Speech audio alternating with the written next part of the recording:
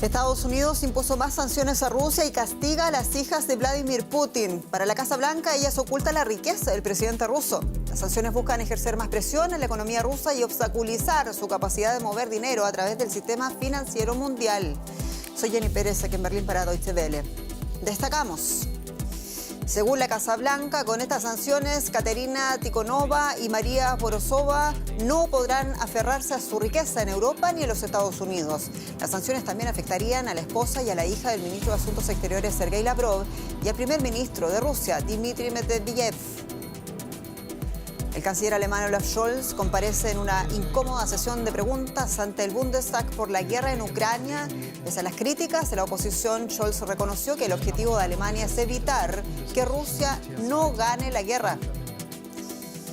El desafío de los peruanos al toque de queda de Pedro Castillo termina en enfrentamientos en Lima. Las protestas y bloqueos continúan este miércoles pese al retiro del estado de excepción. El presidente se vio obligado a retirar la prohibición 7 horas antes que expirara.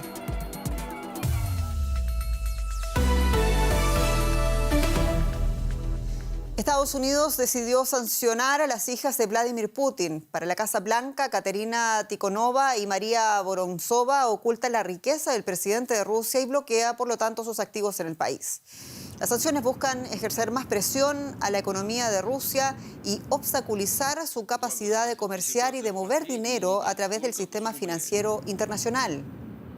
Objeto de nuevas sanciones también serían la esposa y la hija del ministro de Asuntos Exteriores de Rusia, Sergei Lavrov, así también como miembros del Consejo de Seguridad de Rusia, entre ellos el expresidente y primer ministro de Rusia, Dmitry Medvedev.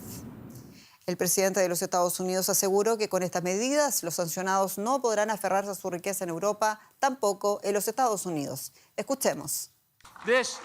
Estados Unidos está adoptando medidas adicionales junto con nuestros aliados y socios para aumentar la presión económica sobre Putin. Estados Unidos impondrá sanciones de bloqueo total al Sberbank, la mayor institución financiera de Rusia, y a Alfa Bank, su mayor banco privado. Estados Unidos anuncia más sanciones, incluyendo el círculo íntimo de Vladimir Putin, y hay controversia. José Díaz Briceño nos acompaña desde Washington con más detalles. José, la Casa Blanca dijo que la nueva ronda de negociaciones de sanciones no significa que las medidas anteriores hayan fracasado y pedía paciencia al presidente. ¿Cuál es la expectativa de la administración Biden de cuándo verá Estados Unidos entonces los resultados? Paciencia y perspectiva son las palabras usadas por el principal asesor económico del presidente Joe Biden, Brian Deese, quien dijo que no solo los efectos en el rublo y en la escasez de productos al interior de Rusia significan que justamente esto no está teniendo efecto. Por el contrario, Deese aseguró que los efectos, por ejemplo, en la inflación de 2% cada semana registrada en Rusia, significarán que al final del año se registra una inflación de 200% en ese país, algo que mostrará y provocará con una contracción de la economía rusa de hasta 10% y terminará por dejar a Rusia como una nación no grande en lo económico.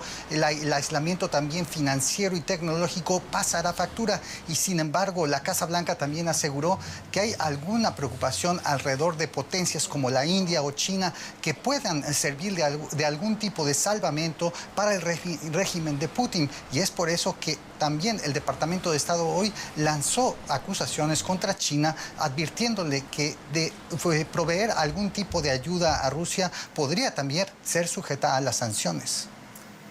José, paralelamente el Pentágono ha asegurado hoy que creen que Ucrania puede ganar la guerra. Cuéntanos, por favor, más detalles.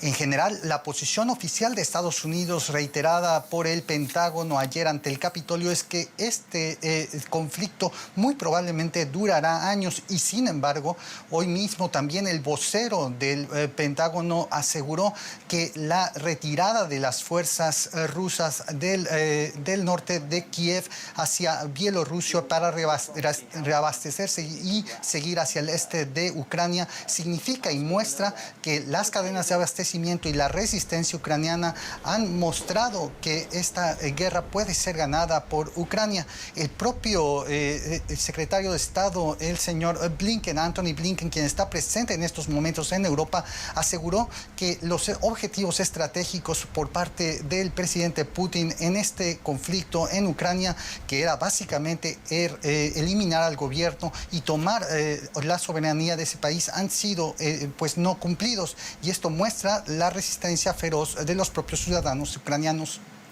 José Díaz, muchas gracias en Washington. Y adicionalmente, los ministros de Exteriores de los países de la OTAN se reúnen en Bruselas para debatir un mayor apoyo a Ucrania. La OTAN ha advertido que Rusia va a intensificar su ofensiva en el este y en el sur de Ucrania en las próximas semanas. El secretario general Jens Stoltenberg ha declarado que la guerra se encuentra en una fase crítica y ha advertido a Occidente que se prepare para una guerra de larga duración. Según Stoltenberg, no hay indicios de que Rusia haya abandonado su ambición de controlar toda Ucrania y por ello indicó es necesario apoyar a Kiev, mantener las sanciones y fortalecer la defensa y la disuasión de la alianza. Finalmente sentenció que independientemente de la duración del conflicto, esta guerra ya ha cambiado la realidad de seguridad en Europa por muchos años. Y la preocupación ahora mismo de la OTAN es reabastecer de armas a Kiev en previsión de esa inminente y nueva ofensiva rusa en el Donbass, de la que hablaba el secretario general Stoltenberg. María García Sornosa, mi colega, con más detalles hasta ahora desde Bruselas. María, se busca el envío de más armamento, de artillería, incluso de tanques. ¿Cuán cerca se está de concretar esa decisión?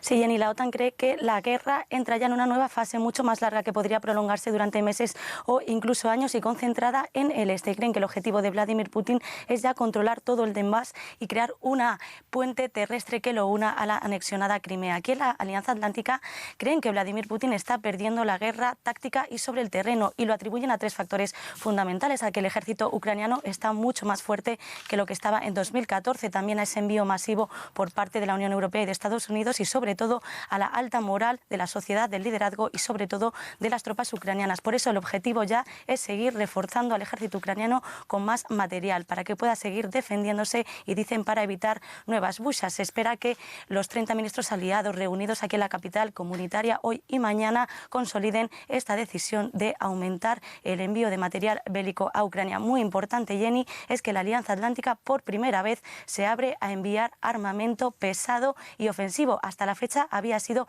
meramente defensivo como antimisiles o antitanques, pero la República Checa ha abierto hoy ya el camino anunciando el envío de tanques. Eso sí, no está sobre la mesa el suministro de cazas de combate porque dicen que ello allanaría el camino para un choque directo entre la OTAN y Rusia.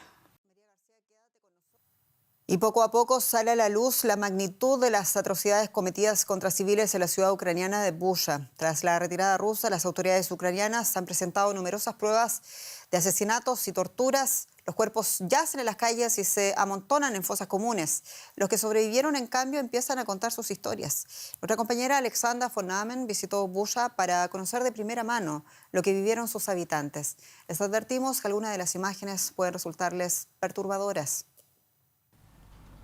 En la carretera que va hacia Bucha, las escenas de destrucción hacen presagiar los horrores que ha vivido esta pequeña ciudad. En el centro, los vecinos se reúnen como cada día a esperar a que llegue la ayuda humanitaria.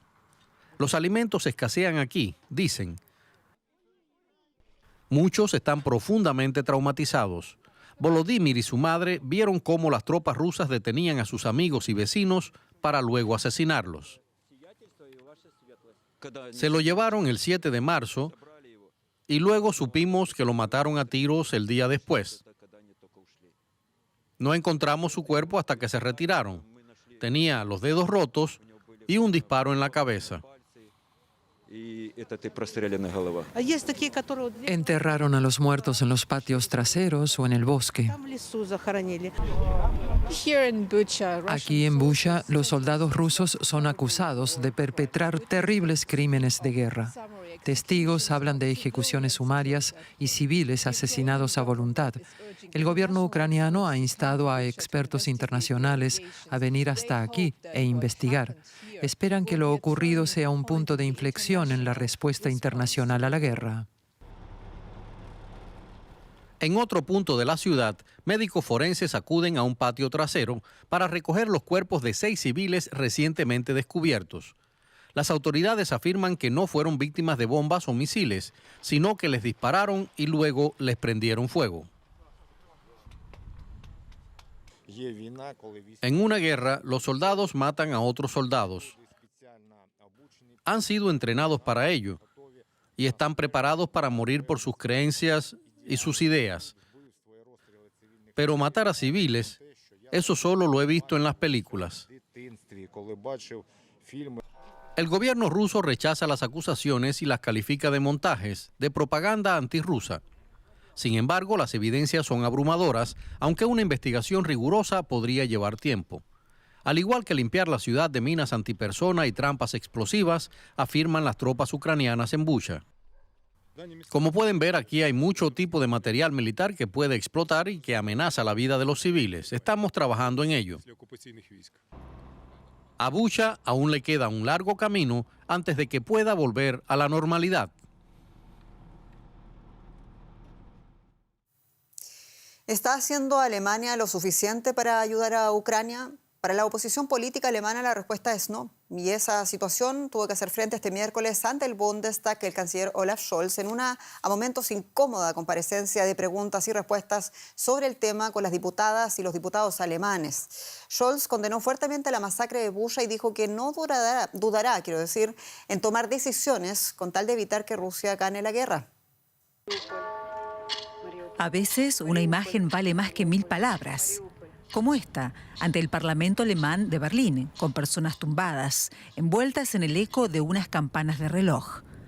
Los manifestantes recuerdan así a los muertos de la guerra en Ucrania y exigen más medidas para que acabe. Eso es lo que debaten a escasos metros de ahí los parlamentarios alemanes, tras las últimas atrocidades en Bucha y otras ciudades. Los soldados rusos masacraron allí a civiles ucranianos, incluidos niños, mujeres y ancianos, antes de retirarse. La cínica afirmación de Rusia de que es un montaje solo retrata a quienes difunden estas mentiras. El asesinato de civiles es un crimen de guerra. Scholz afirmó que Alemania seguirá apoyando a Ucrania. Eso incluye más envíos de armas en caso de que estén disponibles y tenga sentido hacerlo. Pero la oposición pide más. No hay duda de que Alemania está ayudando mucho a Ucrania a nivel económico y político. Pero el gobierno alemán tiene demasiadas reticencias en cuanto a las armas pesadas. Los manifestantes afuera piden que Alemania y la Unión Europea aumenten la presión sobre Rusia. Exigen un embargo inminente del gas y petróleo ruso, aunque no es probable que esto pase pronto. Sin embargo, aquí muchos piensan que esa sería precisamente la clave para poner fin a tanta muerte y destrucción en Ucrania. Vamos ahora a seguir ampliando este tema con Paco Furió. Tiene muchos detalles al respecto. Bienvenido. Gracias, Jenny. Tras las atrocidades cometidas por Rusia en la ciudad ucraniana de Bucha, la Unión Europea pretende endurecer las sanciones contra Moscú. Esta vez afectarían al carbón, madera y vodka ruso, que no podrán ser importados a la Unión Europea. Pero esto no es todo. Restricciones al crudo y gas ruso también están en la agenda. Estos conductos son el salvavidas económico de Rusia. Suministran gas y petróleo desde Siberia a Europa. Rusia gana 1.000 millones de euros a diario con el suministro de energía a la Unión Europea desde el inicio de la guerra. El presidente ucraniano ha pedido que se detengan todos los pagos de energía a Rusia para vaciar las arcas de guerra de Putin, un mensaje que el Parlamento Europeo está considerando. Estados Unidos nos proporcionará este año al menos 15.000 millones de metros cúbicos adicionales de gas natural licuado para sustituir el gas ruso. Más adelante aspiramos a conseguir al menos 50.000 millones de metros cúbicos adicionales al año. Esto nos dará la oportunidad de sustituir al menos un tercio del gas ruso que llega a Europa por gasoductos. El martes, Ursula von der Leyen propuso prohibir las importaciones de carbón por valor de 4.000 millones de euros al año. El cemento, la madera y el vodka rusos también figuran en la nueva lista de sanciones que deben ser aprobadas por los países de la Unión Europea. Actualmente el bloque recibe de Rusia casi la mitad del lignito y la hulla que necesita para la producción de acero y electricidad. Estos suministros tendrían que venir de otros lugares como Estados Unidos, Colombia y Sudáfrica. La dependencia del gas ruso es similar. El 45% del gas que consume la Unión Europea procede de Rusia, pero es mucho más difícil de sustituir que el carbón. Hasta ahora, Alemania se opone a un corte total del suministro de gas, ya que teme que el impacto económico en Europa sería demasiado alto. Y además de las sanciones, la guerra de agresión rusa en Ucrania marca un punto de inflexión para el suministro de energía aquí en Alemania. Así lo afirma un proyecto de ley que fue aprobado hoy, que prevé que en un lapso de 13 años la mayor parte de la electricidad que se consuma en el país provenga de fuentes renovables. El gabinete del gobierno alemán aprobó el llamado paquete de Pascua presentado por el ministro de Economía y Protección del Clima, el político verde Robert Habeck. El ambicioso programa incluye un amplio catálogo de proyectos para la expansión de la energía eólica y solar y de nuevas infraestructuras. Para 2030, el 80% de la electricidad deberá provenir de fuentes renovables. Argentina sufre la falta de carburante, lo que ha llevado a las petroleras a racionar las entregas con cupos, una medida que pone en riesgo la cosecha de granos gruesos. La Cámara, que reúne a más de 4.800 estaciones de servicio de Argentina, afirma que el desfase entre el precio internacional del barril del petróleo y el valor de venta en el mercado local, un 32% más barato, llevó a las primeras señales de desabastecimiento en combustibles claves como gasoil y el diésel. Vamos ahora a ver una serie de noticias breves. JetBlue ha anunciado que presentará una oferta de entre 3.000 y 6.000 millones de dólares para adquirir la aerolínea de bajo costo Spirit Airlines, entrando así en competencia con Frontier Airlines. Recientemente, Frontier había propuesto fusionarse con Spirit Airlines. Spirit asegura estar considerando la oferta de JetBlue. A menos de 2 semanas para la Pascua, la empresa italiana Ferrero ha retirado del mercado varios lotes de chocolate Kinder fabricados en Bélgica por su posible relación con casos de salmonelosis. Se han detectado decenas de infecciones en al menos 9 países europeos, aunque aún no se ha probado su relación con estos productos. Vamos con más noticias, Jenny. Muchas gracias, Paco. Nos vamos hasta México. Allí cientos de refugiados ucranianos han llegado buscando refugio a la ciudad de Tijuana, fronteriza con los Estados Unidos.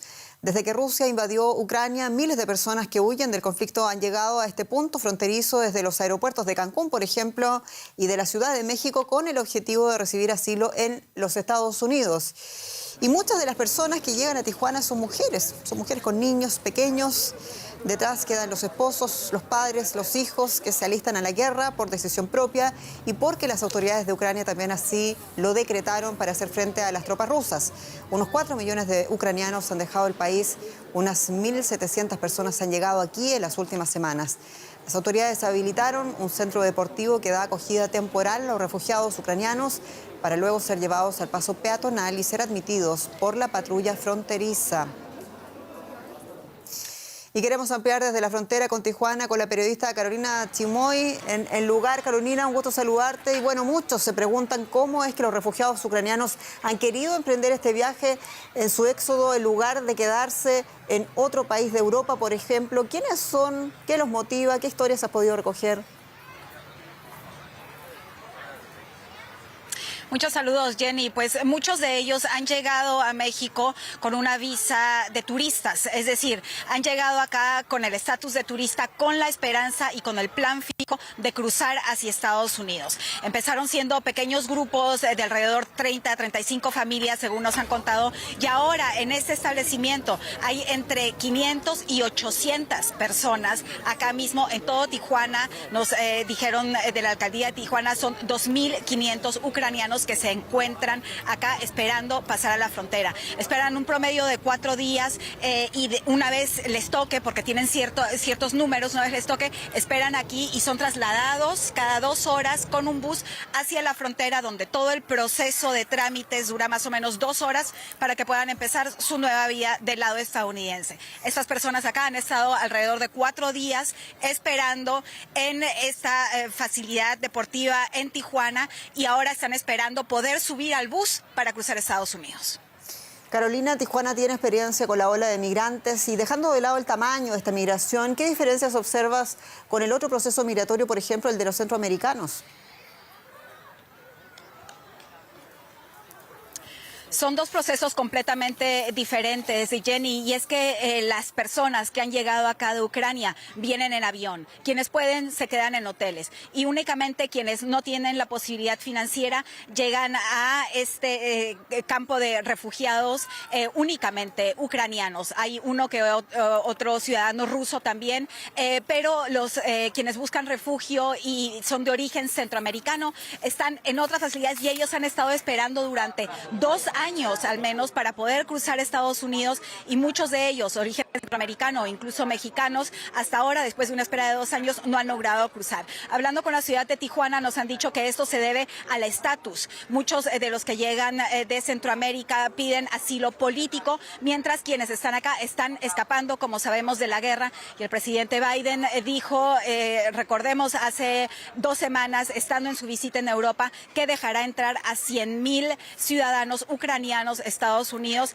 y eso es lo que está sucediendo ahora. Cada día y acá cada 2 horas ese bus partiendo con 40 ucranianos a bordo para que pasen a Estados Unidos después de que el presidente dio esa declaración. Carolina Chimoy, muchas gracias en Tijuana. Un abrazo. En Perú continúan las protestas contra el gobierno de Pedro Castillo, que comenzaron como respuesta a las alzas en los precios de los combustibles. Las manifestaciones se trasladaron a las regiones. Este miércoles en la sureña provincia de Ica, al menos una persona murió y decenas resultaron heridas en choques con la policía. Las movilizaciones llevaron al mandatario el lunes a decretar el estado de emergencia y un toque de queda el martes en Lima y en la provincia de Callao. No obstante, Castillo revirtió la orden antes de tiempo después de que miles de ciudadanos salieran a las calles a protestar. La crisis política y social por la que atraviesa Perú se agudiza y hace tambalear al gobierno. Y en medio del paro transportista, Perú confirma la muerte, decíamos, en los enfrentamientos, una muerte en Ica, y se complica naturalmente el camino para ya un debilitado presidente, y de aquello queremos hablar a continuación con José Requena, quien es analista político y nos recibe desde Lima. José, saludos, y hablemos por favor de la principal crítica que se le hace al presidente Castillo por no haber derogado la norma del toque de queda y por la cual le acusan de desconocimiento jurídico. Olvido, intención, desconocimiento. ¿Qué ves tú en la acción del presidente?